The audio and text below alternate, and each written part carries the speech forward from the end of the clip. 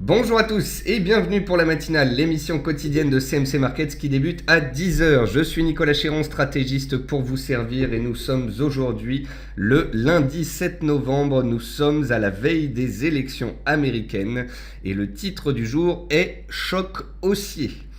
En effet, Hillary Clinton ne sera pas poursuivie par le FBI concernant l'affaire des emails. Donc, les opérateurs retrouvent un petit peu de visibilité en vue des élections. Hillary Clinton est pour l'instant en avance par rapport à Donald Trump. Vous l'aurez compris ces dernières semaines, les marchés sont plutôt favorables à Hillary Clinton. Lorsque Hillary Clinton est en avance dans les sondages, eh bien, on a les indices qui montent, on a le dollar qui monte. La semaine dernière, on a connu une semaine de stress, de peur, de risque. On est passé sur les indices boursiers européens des hauts de range aux bas de range. On est revenu sur le CAC sur la MM200 jours, on est revenu sur le S&P sur la MM200 jours, on a approché la MM200 jours sur le pétrole. Donc voilà, la semaine dernière, on a connu des consolidations, voire des corrections de certains actifs risqués. On est revenu sur des supports majeurs.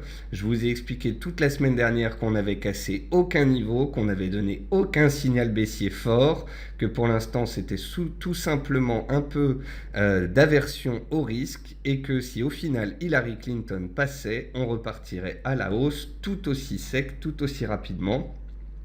Donc voilà, ce matin, nous avons un choc haussier et nous avons l'exemple de ce qui peut se passer si Hillary Clinton était élue demain. Donc bienvenue à tous pour cette matinale, je salue tous ceux qui viennent de nous rejoindre et je salue également tous ceux qui nous regardent sur YouTube.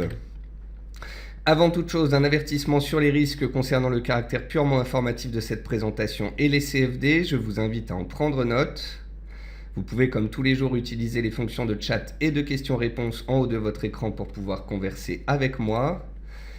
Au sommaire, on verra les actualités marché, macro, actions, les statistiques économiques passées et à venir, une figure graphique reconnue par la plateforme de CMC Markets et bien évidemment, je répondrai à vos éventuelles questions. Alors, en termes d'actualité marché, le CAC 40 rebondit sur sa zone basse de range, donc les 4340 points, et il retrouve ce matin les 4440 points. Il se retrouve donc de nouveau en plein milieu du range dans lequel il évolue depuis 3 mois, et il est attentiste, il va se stabiliser en vue donc des élections de demain. Le DAX prend appui sur ses plus bas de septembre, donc les fameux 10 200, 10 250 points, et il gagne 200 points à l'ouverture ce matin, signe que les acheteurs souhaitent reprendre la main. Le Dow Jones tient parfaitement son range journalier. Souvenez-vous, la semaine dernière, je vous ai dit que plutôt que de regarder le S&P 500 qui se faisait des frayeurs, je préférais garder un œil sur le Dow Jones. Le Dow Jones tenait ses plus bas du mois de septembre, il ne les a pas cassés, il s'est fait une petite frayeur en fin de semaine dernière, mais ça n'a pas cassé et il repart à la hausse dans le sens de sa tendance de moyen terme après avoir testé son support clé. Violent retournement du dollar à la hausse à 97,7 points, le dollar donc valide un rebond sur les 50% de retracement de sa hausse du mois d'octobre. Il valide son support, il repart à la hausse et si Hillary Clinton était élue, il pourrait continuer de s'apprécier. On notera une chute de 11,9% du VIX à 17 points ce matin. C'est un véritable signe du retour de la complaisance des opérateurs sur les marchés. Et puis enfin une action dont je vous ai parlé toute la semaine dernière, Genfit. J'ai écrit une analyse il y a à peu près 10 jours sur le titre Genfit qui prenait appui sur les 17 €. On a décalé à la hausse la semaine dernière, on est passé de 17 à 19,30 € et ce matin Genfit tente de dépasser cette résistance. Et si tel devait être le cas, le prochain seuil technique se trouve, me semble-t-il, à 21 €. On regardera ça ensemble dans la partie graphique. Côté actualité macroéconomique, le FBI a finalement maintenu ce week-end sa recommandation de ne pas poursuivre Hillary Clinton dans l'affaire de ses emails. Donc c'est ce qui redonne du baume au cœur aux investisseurs et qui fait que l'appétit pour le risque est aussi fort ce matin. Les derniers sondages indiquent que Clinton conserve un avantage, mais que les résultats seront très serrés dans certains États clés. C'est la raison pour laquelle demain, on fera très attention. En moyenne, le marché varie de 1,1% dans un sens ou l'autre après l'élection.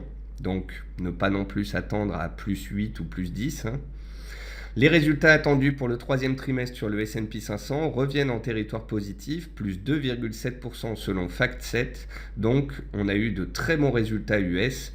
Et si les élections se passent et que Hillary Clinton est élue, eh bien, les opérateurs, prenant compte de cette élection et des bons résultats, potentiellement pourraient renvoyer les cours plus haut. Et pendant ce temps-là, en Angleterre, le débat continuera à la Chambre des communes au sujet du Brexit et du droit de circulation des travailleurs. Donc on suivra cela. Ça devrait continuer d'engendrer de la volatilité sur la monnaie britannique. Côté entreprise, peu de news ou de résultats. Renault a vu son bénéfice net reculer de 13,3% au premier semestre. Saint-Gobain finalise le rachat de Imix, leader régional de produits de mortier. Solocal a repris sa cotation après un accord sur un plan de restructuration. Et puis EDF perdra 1 milliard dans la fermeture de réacteurs. Dans les meilleures et les moins bonnes performances du CAC 40, vous pouvez voir qu'on a 39 titres du CAC en hausse, puisqu'on a simplement une seule baisse, Veolia Environnement.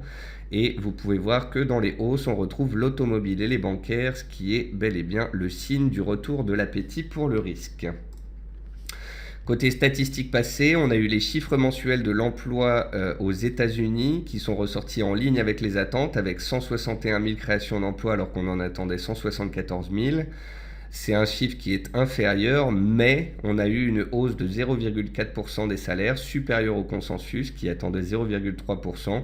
Donc on peut dire que globalement, les chiffres mensuels de l'emploi aux États-Unis publiés vendredi étaient de bonne facture.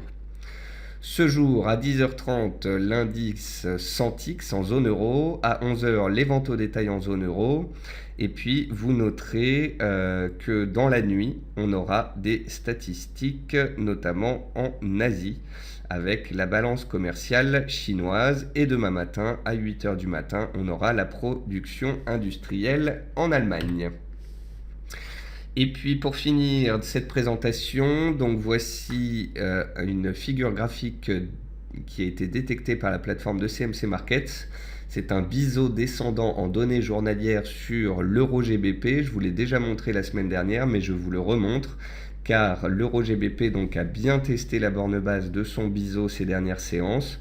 On a donc ici un petit canal baissier de consolidation. Alors, est-ce que c'est un biseau? Est-ce que c'est un drapeau? Pour l'instant, ce n'est pas très clair, mais on voit bien donc une consolidation se faire pratiquement horizontalement avec une petite pente baissière. Et donc, on suivra la sortie de cette figure qui devrait nous donner le tempo par la suite.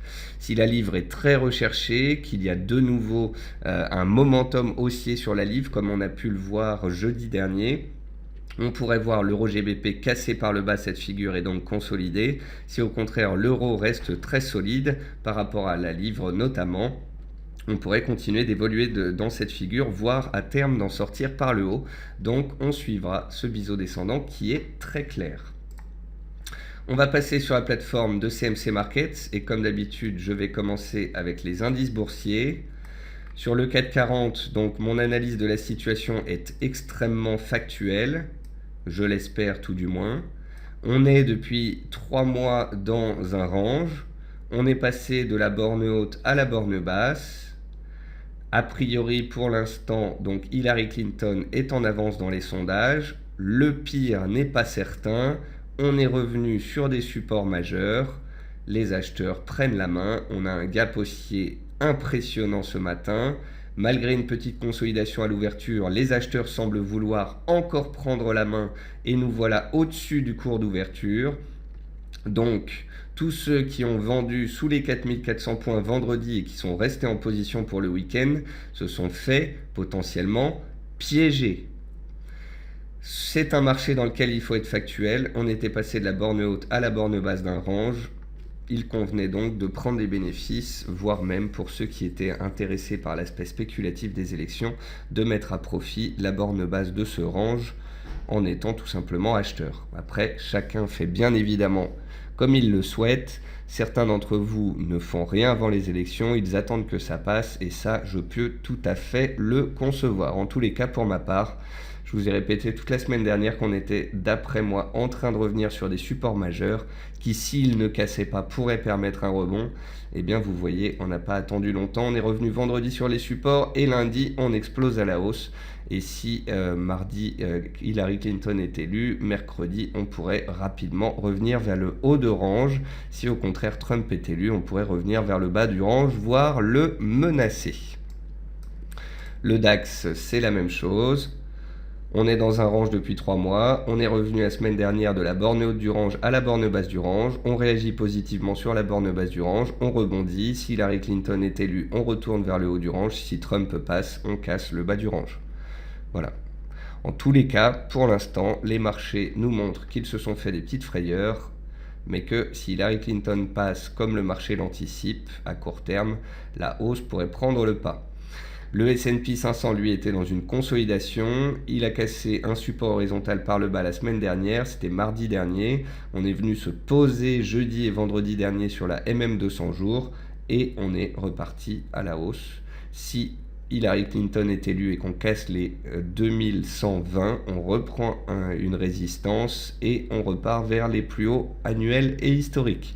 Si c'est Trump qui passe, on a des risques d'échouer et de repartir violemment à la baisse.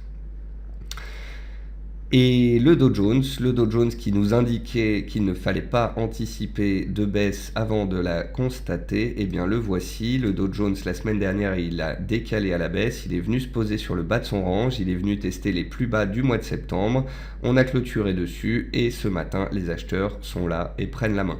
Donc voilà, le Dow Jones montrait bien qu'il fallait rester factuel. On était dans une consolidation à plat depuis à peu près 1 mois et demi. C'était la fin de cette consolidation à plat avant de toucher un support. Là, on a réagi à la hausse. Les 18 250 font résistance. Si Hillary Clinton est élue et qu'on casse cette résistance, on pourrait très rapidement aller chercher les plus hauts annuels, voire historiques, du Dow Jones. Bien évidemment, si Trump est élu, on a des risques de sortir violemment par le bas. Et puis le VIX pour finir, voici le VIX. Donc vous voyez que le VIX a été tendu pendant 2 semaines. Et vous voyez qu'on gape très largement à la baisse, en baisse de 12%. On revient donc sous les 18 points. La volatilité redevient faible, le marché redevient complaisant. Et tant que le VIX restera bas, eh bien la hausse pourrait prendre le pas sur les indices boursiers. Un bel exemple de ce qui s'est passé la semaine dernière, c'est le Nikkei. Le Nikkei était en tendance haussière depuis des mois. Il était parti un peu haut, un peu vite à la hausse fin octobre. Il est revenu sur support début novembre. Et puis là, il repart à la hausse dans le sens de sa tendance après avoir touché son oblique de soutien. Donc voilà, rien d'extraordinaire. On était dans des tendances haussières. On est revenu sur des supports majeurs. Les acheteurs se sont présentés et la tendance haussière continue. On va passer sur les actions. Donc sur les actions, Solocal a repris sa cotation. Elle est partie à la hausse assez vivement, mais elle retombe par la suite. Donc attention, c'est un titre très spéculatif. Vallourec, elle profite du rebond des indices et de la stabilisation des cours du pétrole, puisque le titre Vallourec est très corrélé au cours du pétrole. Selectis, elle est revenue sur ses plus bas du mois de février 2016. Donc c'est un gros support, mais vous pouvez voir qu'on est passé dessous et que pour l'instant le titre n'arrive pas à clairement se retourner. Alors Manu me disait, Selectis a refermé un gap du 6 janvier à 15,64 € et semble latéraliser. Pourrait-on le considérer comme un point bas d'après vous ? Sachant que son prochain congrès ASH se tiendra du 3 au 6 décembre, le cours des sociétés représentées avait progressé de plus de 30% en moyenne le mois précédent de cet événement. Alors Manu, Selectis est une biotech, elle a très fortement baissé ces dernières semaines, elle a perdu plus de 30%. On est revenu sur une zone de prix qu'on avait travaillé en février dernier, donc on est revenu, c'est vrai, sur des prix plus intéressant qu'il ne l'était au mois de juin. Les cours ont été divisés par 2 depuis le mois de juin, ce qui explique que Selectis soit délaissé et revienne sur ce support de moyen terme. Eh bien, c'est que les biotech sont délaissés parce que Hillary Clinton est en hausse dans les sondages. Or, Hillary Clinton n'est pas très favorable au marché des pharma et des biotech. Donc, le fait que Selectis ait beaucoup baissé, qu'elle soit dans une petite tendance baissière, qu'elle soit revenue dans une zone de prix d'importance, peut vous permettre de la surveiller. Après, pour qu'un retournement haussier ait lieu, il faut casser des résistances. Donc vous voyez les plus hauts des dernières résistances vers 16 euros, 16,40 €. Eh bien, il faudrait qu'on arrive à casser l'oblique baissière et à casser les plus hauts des dernières séances pour pouvoir engendrer un retournement de tendance. Que le titre soit bas, que le titre tente de se stabiliser, que des spéculations puissent avoir lieu avant le salon de l'ASH en décembre, c'est un fait. Mais pour l'instant, on manque de réels signes, de réelle volonté acheteuse. Donc, que le titre soit à surveiller dans la zone de prix actuelle, pourquoi pas. Qu'on puisse parler d'un retournement, pas encore pour le moment. Il faudrait casser, sortir de cette tendance baissière de court terme. Alors Gilles me dit, il risque d'y avoir de grandes mèches à la hausse comme à la baisse. Pas forcément Gilles. Pour l'instant, les marchés anticipent une victoire d'Hillary Clinton. Et donc, si au fur et à mesure des sondages et des dépouillements des votes, c'est Hillary Clinton qui reste en tête, il n'y aura pas forcément tant de volatilité que cela. On pourrait progressivement grimper jusqu'à ce que le chiffre final nous soit donné. Paul nous dit la Russie sera de la partie dans l'accord pour limiter la production de pétrole, c'est ça qui permet la remontée des cours du pétrole. Effectivement Paul, on se fait balader de spéculation en spéculation sur les cours du pétrole et il y a de grandes chances que les spéculations sur un éventuel accord reprennent et c'est ce qui pourrait soutenir les cours. Jean-Marie me dit bravo à vous, retour sur 1,1060 sur l'euro-dollar. Donc effectivement l'euro-dollar, on avait vu la belle zone de résistance à 1,1120, 1,1150. On a clôturé dessus vendredi, on a échoué à la baisse. Jean-Jacques me dit est-ce qu'il y aura un impact sur NZD4 des élections? C'est quand même une paire croisée sur laquelle il n'y aura pas beaucoup d'écart, je pense, Jean-Marie, avec les élections, mais sait-on jamais, faites attention. Jean-François me dit que pensez-vous d'Air France qui n'arrive pas à passer les 5,50? Alors effectivement, Air France, j'allais la regarder. Air France, je l'ai vu ce matin. Donc Air France, effectivement, elle avait fait une belle réaction, c'était jeudi dernier, elle avait repris sa résistance des 5,50, vendredi elle est revenue sous ce niveau. Et bien tout simplement, voilà, vous connaissez la résistance, hein, c'est les 5,50, 5,55. Et tant qu'on est sous cette zone de prix, il y a des risques de baisse. Il faut absolument qu'on repasse au-dessus pour que les acheteurs reprennent la main. Donc si les indices repartaient à la hausse avec Hillary Clinton et que Air France regagnait les 5,50, 55, ce serait très bon. Tant qu'on reste dessous, il faut être prudent. On va re-regarder le palmarès. Dans les baisses, vous avez très peu de titres. Vous avez Ubisoft qui est toujours un petit peu sous pression, des prises de bénéfices après ses bons chiffres publiés la semaine dernière. Vous avez JCDecaux qui est toujours sous pression après ses chiffres de la semaine dernière. Air France qui est relativement neutre mais stable et qui devra absolument regagner les 5,50 pour repartir à la hausse, sinon elle reste en tendance baissière. STM, elle profite toujours de sa publication de résultats du jeudi 27 dernier qui était très bonne. Et puis vous voyez les bancaires repartir à la hausse. Je vous disais la semaine dernière, les bancaires ont consolidé mais dans une tendance haussière de fond.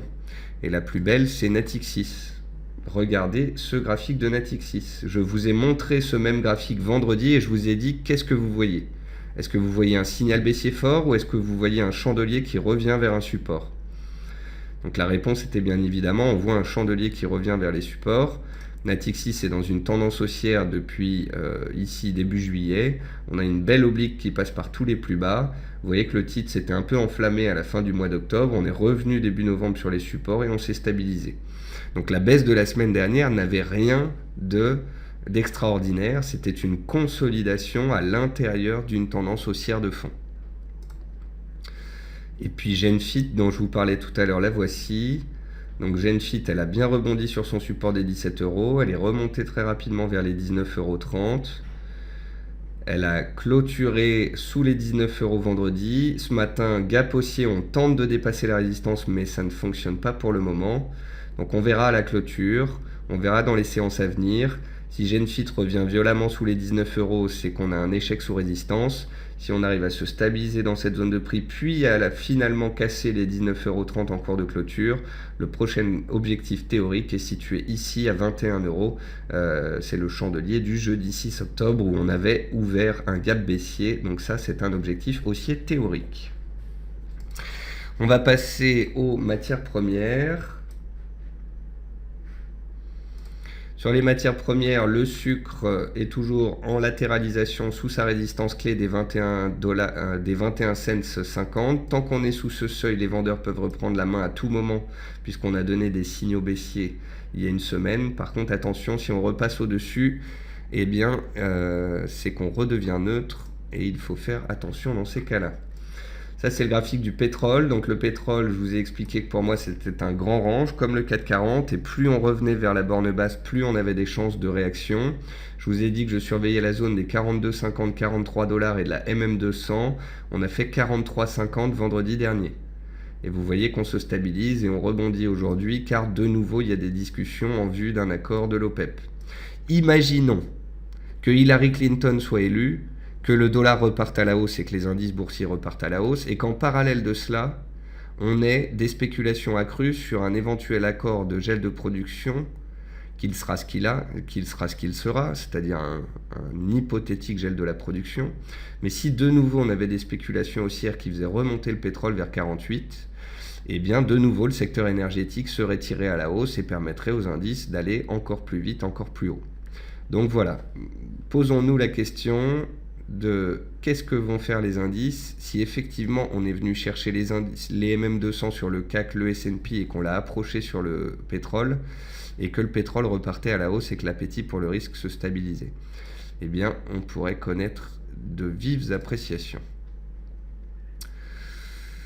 Ensuite, le blé, il est toujours stable. Il a passé toute la semaine dernière dans un range. L'avoine se stabilise aussi toujours sur son niveau de résistance ici. Et le maïs, il est toujours stable dans son petit range. Tant qu'on tient la borne basse, on est dans un rebond débuté début septembre. Donc il faut absolument tenir ce support. Sous les 338 cents, la hausse serait terminée à court terme potentiellement. Concernant le riz, on a cassé la MM60, on a baissé vers les plus bas annuels, mais on réagit depuis quelques séances. Donc là, j'attends tranquillement. On n'est ni sur un point de vente, ni sur un point d'achat. J'attends de voir si les cours du riz viennent chercher soit les plus bas annuels, soit s'ils tentent de recasser la moyenne mobile à la hausse. Et puis concernant l'or et l'argent, on avait vu que jeudi et vendredi, on était pile poil sous des résistances. On avait vu que si l'appétit pour le risque reprenait, on partirait à la baisse. Et inversement, si Trump passait. Pour l'instant, Hillary Clinton est en avance. Pour l'instant, les marchés pensent qu'elle pourrait être élue. Et c'est la raison qui fait que l'or échoue sous sa résistance et perd 20 $ ce matin. Et c'est la même chose sur les devises. On a des rejets baissiers sous résistance puisque le dollar s'est repris. En effet, quand Hillary Clinton est en avance, c'est bon pour les indices et c'est bon pour le dollar américain. Le dollar américain aura clôturé sur le niveau des 50% de retracement de toute sa hausse du mois d'octobre et il repart fortement à la hausse ce matin. Souvenez-vous ce que je vous ai dit jeudi et vendredi. Je vous ai dit qu'on travaillerait cette zone-là, qu'on pouvait passer un peu au-dessus, un peu en dessous, mais que ce qui comptait, c'était qu'elle tienne ou non. Et bien au final, on a clôturé sur cette zone, on repart à la hausse. La zone a donc été validée comme un support. On est donc toujours dans une tendance haussière de fond sur le dollar, dans une tendance haussière de fond sur les indices.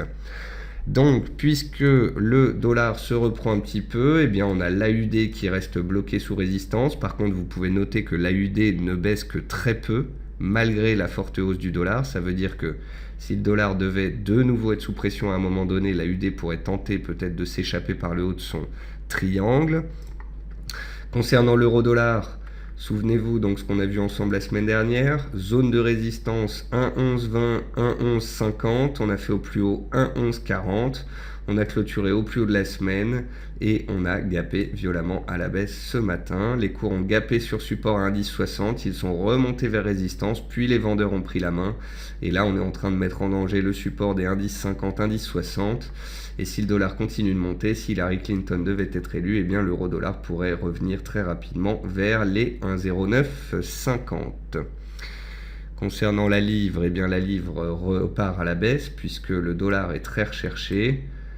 Par contre, on notera quand même que la livre nous a donné un hypothétique signal haussier la semaine dernière au-dessus des 1,2320 à 1,2330. Donc si on revient sur ce seuil, on verra si une réaction positive y a lieu ou pas. Après, peut-être que pour jouer une hypothétique surperformance de la livre, il faudrait sortir du cadre du dollar américain, car le dollar américain, c'est lui qui fait la pluie et le beau temps. Peut-être que pour ceux qui souhaiteraient anticiper un regain d'intérêt haussier pour la livre, eh bien peut-être qu'il faudrait s'intéresser à des paires comme la livre contre le yen ou bien l'euro contre la livre ou des choses comme ça. La livre contre le dollar est une paire où le dollar américain, qui est très volatile en ce moment, va aussi jouer un rôle et pourrait un petit peu, empêcher vos plans de se réaliser. Même si la livre est recherchée, même si elle est forte, tant que le dollar américain reste plus forte qu'elle, eh bien la livre contre le dollar baisse bien évidemment. Et puis on peut regarder aussi l'USD Yen. Et donc l'USD Yen, voilà ce qui s'est passé. On avait une petite tendance haussière ici fin octobre. On est violemment revenu vers le support ici a tenu et on repart à la hausse dans le sens de la tendance qui est haussière depuis quelques semaines. Donc voilà, on a un marché d'appétit pour le risque, hausse des indices boursiers, hausse du dollar, baisse de l'or, baisse des paires en dollars, baisse du VIX. On est donc dans un marché d'appétit pour le risque. On a des indices qui se sont fait des frayeurs la semaine dernière, qui sont revenus sur des supports majeurs. Et là, on assiste à une course au papier, car les investisseurs maintenant se disent « Zut, j'ai pas acheté les supports en fin de semaine dernière, qu'est-ce que je fais maintenant ? On est déjà en hausse de plus de 2%. Bah oui, mais si Hillary Clinton est élue, on va se retrouver tout de suite vers le haut du range, puis je ne serai toujours pas dedans. » Et de ce fait, les opérateurs, en tous les cas certains, se forcent à acheter encore ce matin, même si le CAC est en hausse de 2%, parce qu'ils partent du principe que le pire n'est pas certain, et si Trump n'est pas élu, on pourrait très vite retourner vers les plus hauts annuels sur les indices européens comme sur les indices américains. Je vais continuer et finir par vos commentaires. Paul nous dit vivement le soulagement de mercredi matin qu'on puisse passer à autre chose, ça c'est clair. Paul me dit est-ce que ce sera aussi haussier que cela sur les biotech cette semaine avec l'élection de Clinton? Réponse Paul, pas forcément, parce que si Clinton passe c'est haussier pour les actions, mais pour les biotech ça pourrait être beaucoup plus mitigé, donc c'est pour ça que je les prends avec des pincettes. Elle dit à partir de quel niveau de clôture sur le CAC considérez-vous qu'on n'est pas seulement dans un rebond sur soutien mais dans un signal de retour sur haut de range? Là on est sur un signal de retour vers le haut du range LL. On a un gap haussier, on a un test de support, on a un gap haussier extrêmement violent, on a les acheteurs qui prennent la main au-dessus du cours d'ouverture, c'est-à-dire que même si on a ouvert à plus 2, les acheteurs prennent la main, ça va forcer les vendeurs à couper leur position vendeuse et ça soutient donc la hausse. Donc là, ne serait-ce que de voir ce qui se passe ce matin sur les indices boursiers, je sais qu'on n'est plus du tout dans un marché de stress, de peur, mais plutôt dans un marché où la peur des opérateurs, la crainte des opérateurs, ça va être de ne pas être à l'achat et de ne pas profiter de la hausse éventuelle. Patrick me dit bonjour Nicolas, pensez-vous que le gap sur le DAX se refermera cette matinée? Alors Patrick, en termes de statistiques, lorsque on a un gap de 0,2, 0,5, parfois 1% sur les indices, eh bien le gap est refermé dans la journée. Ici, j'ai l'impression que c'est un gap extrêmement violent. Les indices sont en hausse de plus de 2% par rapport aux clôtures de vendredi. Donc il y a de grandes chances, de fortes probabilités que ce gap soit un gap d'éjection. Or, si c'est un gap d'éjection haussière sur support et qu'il signifie retournement de tendance violent à court terme, eh bien ce gap ne sera pas comblé. D'ailleurs, vous pouvez voir que le DAX a ouvert, il a baissé un petit peu à l'ouverture et on est déjà de retour sur le cours d'ouverture. Le CAC a fait la même chose, il a ouvert, il a baissé un peu dans les premiers échanges, puis les acheteurs ont pris la main et ont cassé l'ouverture. Donc là, tant qu'on est au-dessus des plus bas du jour, on est dans un potentiel gap d'éjection, il n'y aura pas de retour sur les plus bas, il n'y aura pas de retour sur le support, il n'y aura peut-être pas de retour sur les clôtures. Tant qu'on est au-dessus des plus bas du jour, donc 4430 sur le CAC et sur le DAX, les 10 380, tant qu'on sera au-dessus de ces niveaux, il y a plus de chances que le mouvement perdure puisque c'est un gap d'éjection violent en direction du haut de range plutôt qu'on vienne fermer le gap. Mais ça, vous étiez prévenu, bien sûr, puisque vous avez écouté mes émissions la semaine dernière et que vous avez noté qu'on était sur support et qu'on était juste avant les élections et que c'était potentiellement des points d'entrée optimum pour ceux qui voulaient jouer la hausse, bien évidemment. Patrick me dit: je suis long sur le VIX euro à 22 avec un TP à 24, mais ça se passe pas trop bien ce matin. Pouvez-vous me dire si la volatilité devrait quand même remonter? Alors Patrick, si à tout moment il y a du stress et que les indices repartaient à la baisse et que Donald Trump reprenait de l'avance dans les sondages, pourquoi pas? Les indices pourraient de nouveau être sous pression et le VIX partir à la hausse. Mais là, vous voyez bien qu'on a ouvert en hausse et qu'on ne fait que monter depuis. Le VIX a gapé en baisse et ne fait que baisser depuis. Donc là, encore une fois, je ne donne pas de conseils, je ne donne pas d'avis sur la situation, je ne fais que de l'analyse graphique, factuelle. Mais là, on est clairement pas dans une situation baissière. Bon, sur ce, j'ai répondu à vos questions, on a fait le tour des marchés, j'espère que vous avez bien compris tout cela. Je vous invite à relire mes tweets publiés ces dernières séances, je vous invite à relire notamment tous les tweets que j'ai publiés jeudi et vendredi. J'y ai fait état de supports clés, de supports sur les indices, sur le dollar, de retournement haussier éventuel. Je vous ai répété 10 fois que le pire n'était pas certain, qu'il n'y avait aucun signal baissier sur les indices. Donc voilà, j'espère que vous l'aurez compris, voire que vous l'aurez mis à profit. Je vais vous souhaiter un bon début de semaine, un bon début de séance, un bon appétit et je vous retrouve cet après-midi à 15h45 pour faire le point. À tout à l'heure.